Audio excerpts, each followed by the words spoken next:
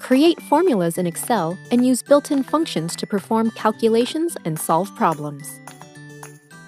Select a cell. Type the equal sign. Select a cell or type its address. Notice the blue color match between the cell reference and the cell. Enter an operator, like minus for subtraction.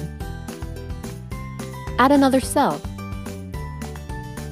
Notice the red color match between the cell reference and the cell. Excel is helping you confirm your cell selection.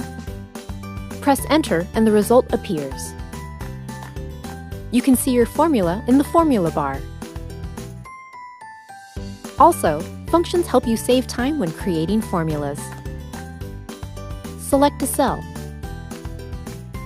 Type equals and then a function, like sum. Type an opening parenthesis.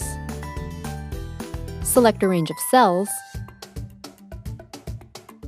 Don't forget the closing parenthesis.